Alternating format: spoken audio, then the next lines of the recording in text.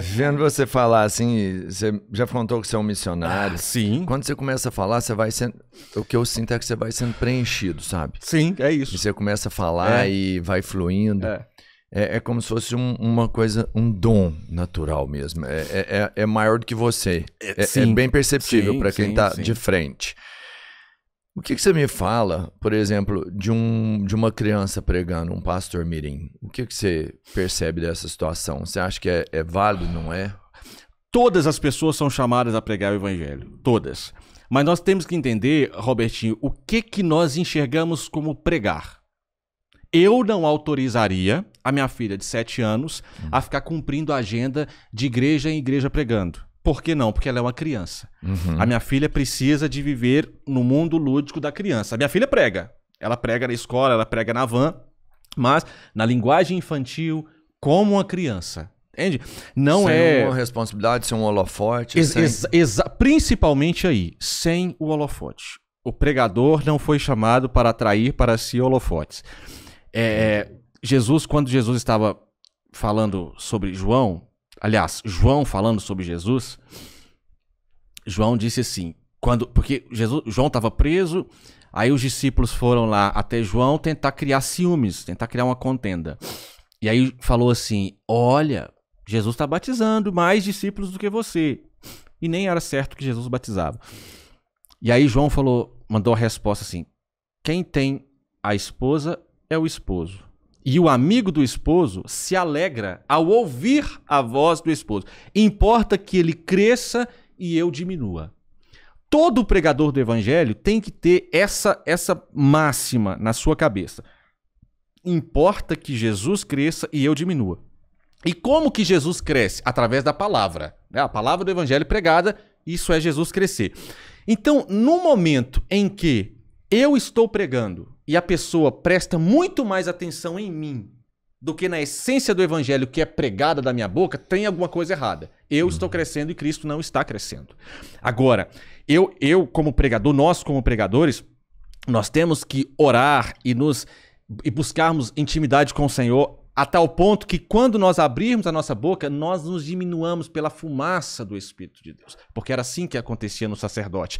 Quando o sacerdote, na antiga aliança, ele ia oferecer o sacrifício, quando Deus aceitava o sacrifício, diz o texto sagrado que a fumaça do Senhor descia sobre o Santo dos Santos, de forma que os sacerdotes não eram vistos e a glória do Senhor, que era preponderante e soberana e era vista. Então o pregador ele tem que entender isso. Ele tem que entender que quando ele estiver pregando a palavra, simbolicamente, a fumaça da glória de Deus ela tem que descer simbolicamente. Para quê? Para esconder o pregador. O pregador não pode aparecer. Ele tem que ser... Por que o pregador não pode aparecer? Porque o pregador é pecador. O pregador está falando uma palavra que não é dele. Ele é pecador e ele precisa tanto da correção do evangelho quanto o outro que está ouvindo.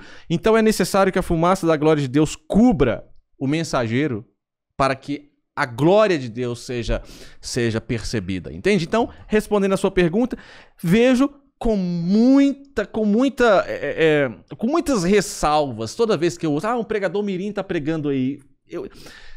Por que esse pregador está precisando de estar em evidência? Tem alguma coisa errada. Ele poderia estar pregando na escola, falando com os coleguinhas, e seria muito eficaz essa mensagem. Eu falei com você que eu sou envolvido com missões. Gente, a gente recebe testemunhos assim, de pessoas que elas impactaram nações inteiras através de um bairro a bairro aqui, ó. O pregador tem que ser coadjuvante, né? Exatamente. Coadjuvante. É isso. Então, ele não é o ator principal. Não, eu não sei. Nessa hora eu fico com dúvida novamente. E é só pra te enfocar, viu? Fica à vontade. Você tá um Porque o que eu imagino? Eu tenho um cara que eu acho que ele é muito bacana, eu gosto muito de ver ele falar. Certo. Eu acho ele divertido, eu acho que a mensagem dele chega com leveza, que é o Duarte, acho que Cláudio Duarte. Não me engano. Ok, um pastor. Ele é batista, isso. Eu acho. Não é? Não sei. Enfim, ele é um ícone. Ele é brilhante, ele é luminoso por si só, já pela grandiosidade que ele chegou. Sim. E eu acho que tem que ser assim, porque é uma forma de você chegar em outros lugares. Não, mas isso é um problema. A luz do evangelho é um problema. Olha o que você falou. Você falou assim, ele é um ícone, ele é um marco. Você não falou da mensagem que ele prega. Você não falou do Cristo pregado por ele. Sim. Você falou dele. E aí, Paulo doutrina a igreja de Corinto falando exatamente isso. Porque na igreja de Corinto começou a ter facções. E uns falavam assim, eu sou de Paulo. Aí outro, eu sou de Pedro. Aí outro, eu sou de Apolo. Paulo falou assim, por acaso, Paulo morreu por vós? Quem morreu por vós foi Cristo. Então, Cristo tem de ser conhecido. Mas, então, Benoni, quer dizer que você não pode usar da sua influência? Por exemplo, vários convites que eu recebo para pregar é porque as pessoas conheceram o bem da Ronda do Consumidor. Perfeito. Chega, não é? Maravilha.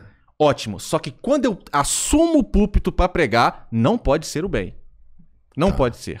Eu não posso ser tomado de uma vaidade, cara. E eu falo isso porque isso para mim é muito importante. É uma coisa muito preciosa para mim. Eu não posso me tomar dessa vaidade e falar assim, me convidaram por causa do bem, conhece o meu trabalho, e começar a pregar de forma que eu fique centralizado porque eu estou desperdiçando tempo. E pregador que desperdiça tempo significa mais tempo, pessoas que poderiam ser resgatadas pelo poder da palavra não sendo resgatadas. Entende? Então, assim, a minha influência, ela pode acontecer somente até o convite.